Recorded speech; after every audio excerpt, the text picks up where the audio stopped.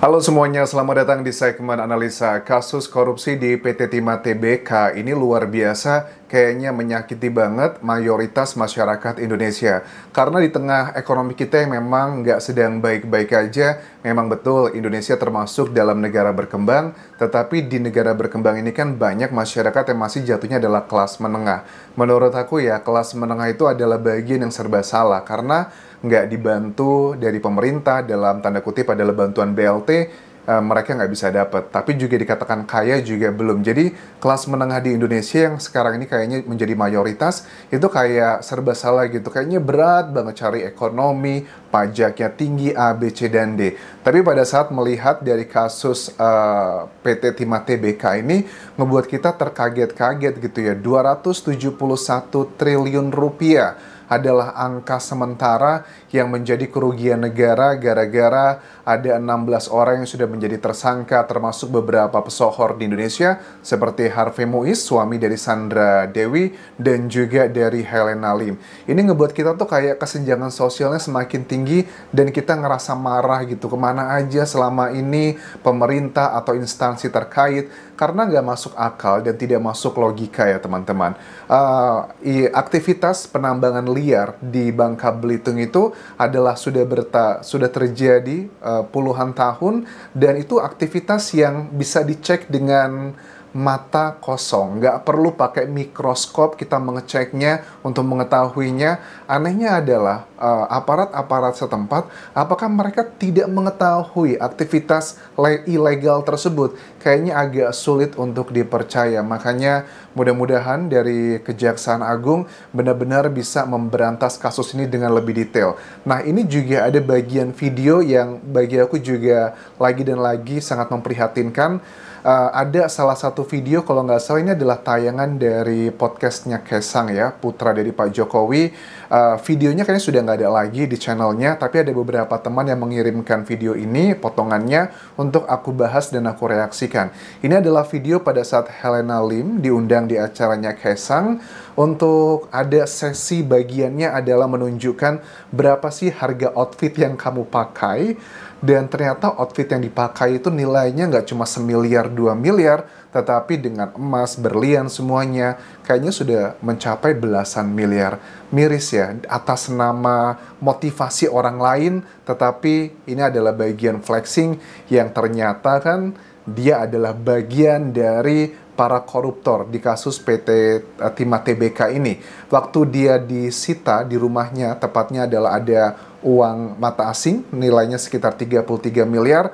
Peranan dari seorang Helena Lim ini juga sama seperti Harvey Muiz, karena dia itu adalah yang menyiapkan peralatan untuk melakukan aktivitas ilegal tersebut, yaitu adalah tambang biji timah ya. Coba kita simak di sini. Baju lah mungkin ya. Baju ya, apa tuh? Fendi. Fendi ini Enggak, sekitar baju Hermes. Baju Hermes. Kita lihat. Ada Kiki Saputri dan juga partner, aku nggak tahu siapa namanya. kita ketahuan miskinnya kan. Dengan Kaesang. Berapa sih baju Hermesnya? Berapa sih bajunya Hermes? Berapa Aduh, sih? udah ngeri. 40-an lah. 40-an juta.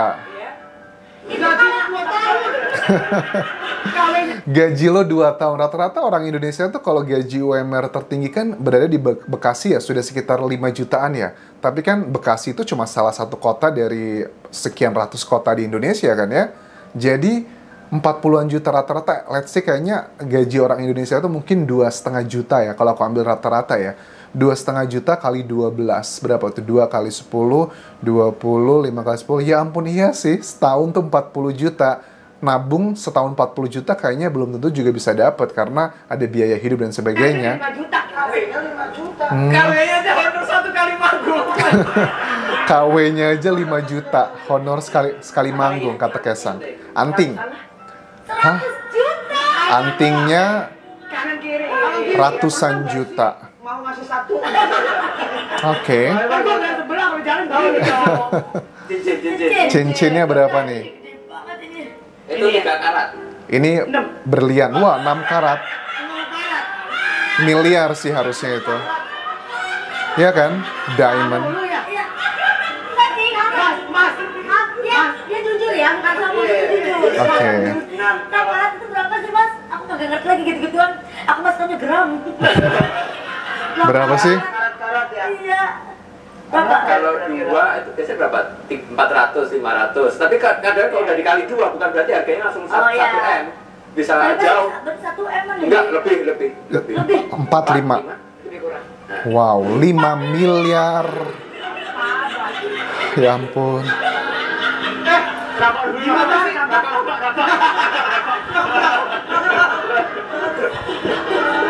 Gimana caranya ya hipnotis orang ya? 5 miliar hanya buat...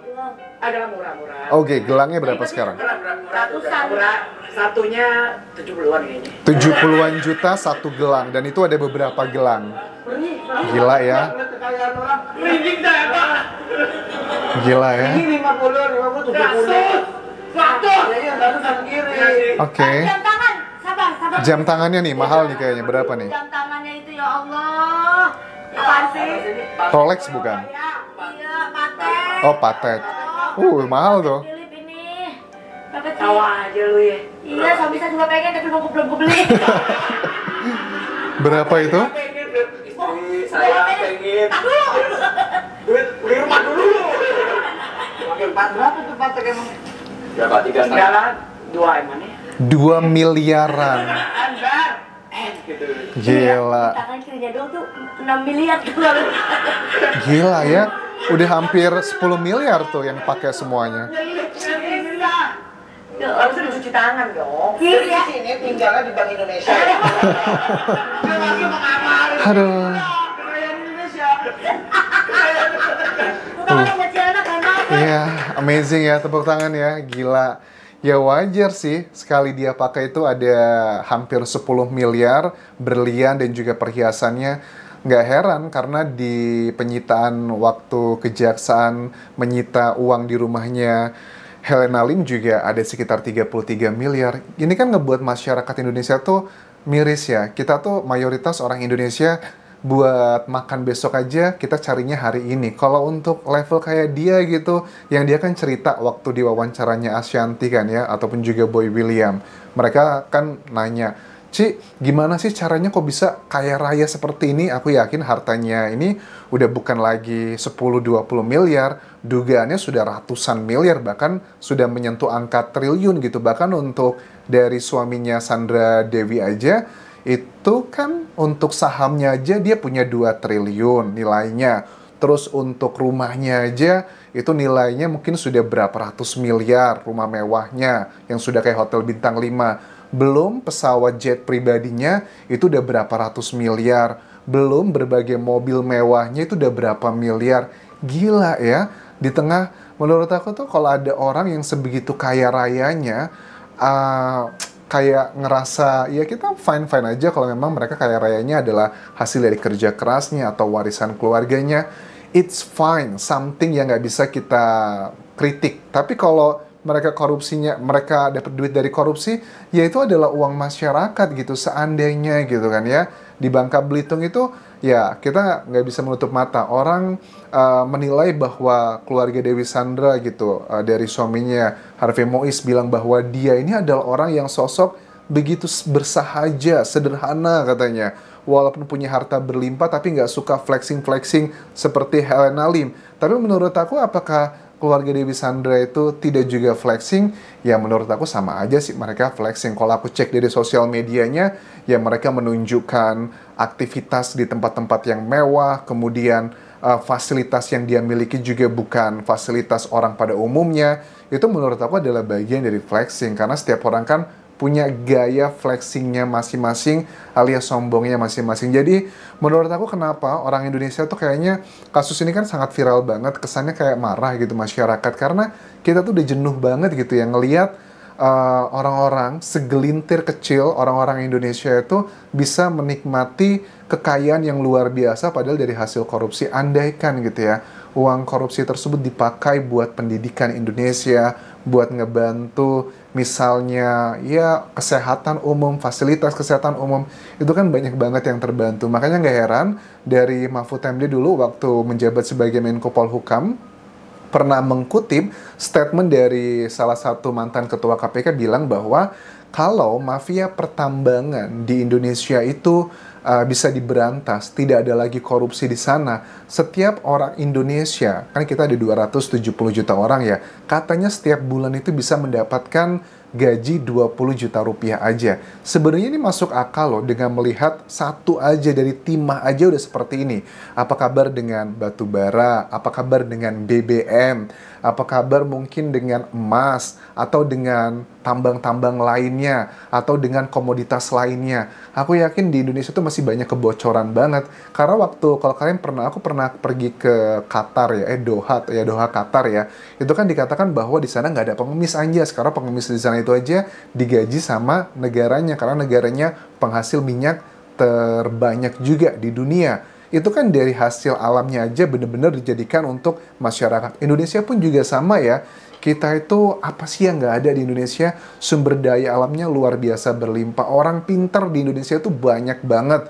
Orang yang lulusan universitas top dunia pun juga banyak banget. Tapi kayaknya memang kita kekurangan orang jujur ya. Jadi ya banyak orang itu kalau aku lihat kayak Sandra Dewi dan juga suaminya gitu kan ya. Ada yang bilang bahwa, aku lihat beberapa komentar netizen bilang bahwa korupsinya itu nggak banyak, nggak nyampe 200 triliun berapa gitu, 271 triliun nggak nyampe segitu kok. Itu pemerintah aja, kejaksaan tuh mengada-ada angkanya. Ya berapapun angka korupsinya lah, mau cuma 1 triliun, 2 triliun, tapi itu udah bagian yang kayak sudah menjadi permisif gitu, mentang-mentang itu idola kalian atau mereka idola dari netizen yang menilai bahwa mereka itu cantik dan juga ganteng, jadi kesannya kayak nggak apa-apa gitu. Jadi kita memang kekurangan figur-figur yang jujur sih di Indonesia dan sangat miris banget ya. Jadi menurut aku teman-teman, harusnya pemerintah bisa benar-benar memberikan pasal yang TPPU, tindak pidana pencucian uang, kayak kasusnya Binomo kan, para pelakunya juga dimiskinkan.